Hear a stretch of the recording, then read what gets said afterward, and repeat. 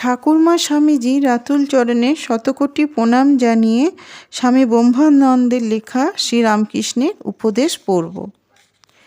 এক ব্যক্তির মনে হঠাৎ বৈরাগ্য ভাব উদয় হতে আত্মীয় ভাইদের নিকট বলল, সংসার আমার ভালো লাগছে না, এখন আমি কোনো নির্জন স্থানে গিয়ে ঈশ্বর আরাধনা করব। তাঁর আত্মীয়রা এই শুভ সংকল্পে সম্মতি দিল। উক্ত ব্যক্তি বাড়ি হতে বাহির হয়ে ক্রমে এক নির্জন স্থানে উপস্থিত হয়ে ঘোরতর তপস্যা করতে আরম্ভ করলে। ক্রমান্বয়ে 12 বৎসর কাল তপস্যা করে ও কিছু কিছু সিদ্ধায় লাভ করে পুনরায় বাড়িতে ফিরল। তার আত্মীয় স্বজনেরা অনেক দিন পরে তাকে দেখে সকলেই আনন্দ প্রকাশ করতে লাগলো ও কথাবার্তা প্রসঙ্গে জিজ্ঞাসা করলে, এতদিন তপস্যা করে কি জ্ঞান লাভ করলে? তখন সেই ব্যক্তি ঈষৎ হাস্য করে সম্মুখে একটি হাতি চলে যাচ্ছে দেখে হাতির নিকট গিয়ে তার গা 3 বার স্পর্শ করে যেমন বললে, হাতি তুই মরে যা, অমনি হাতিটা তার স্পর্শে মৃতবৎ হয়ে গেল।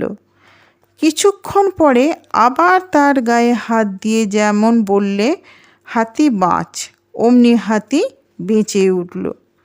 তারপর বাড়ির সম্মুখে নদীর ধারে গিয়ে মন্ত্র বলে এপার হতে পরপারে চলে গেল। আবার ওইভাবে নদী পার হয়ে এলো।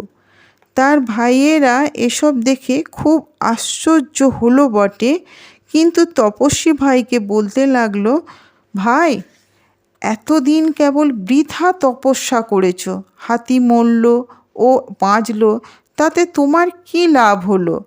আর তুমি 12 বছর ধরে কঠোর তপস্যা করে নদী পারাপার করতে শিখেছ, আমরা 1 পয়সা খরচ করে থাকি, অতএব তুমি কেবল বৃথা সময় নষ্ট করেছ। ভাইদের নিকট এইরূপ শ্লেষপূর্ণ কথা শুনে তার যথার্থই হুঁশ হলো ও সে বলতে লাগলো, যথার্থই আমার নিজের কি হলো? এই বলে তৎক্ষণাৎ ভগবান দর্শন লাভের জন্য পুনরায় ঘোরতর তপস্যা করতে চলে গেল। আজ এই পর্যন্ত। ভালো লাগলে লাইক, কমেন্ট, সাবস্ক্রাইব করে পাশে থাকবেন। মায়ের কৃপায় সকলে ভালো থাকুন, সুস্থ থাকুন, আনন্দে থাকুন।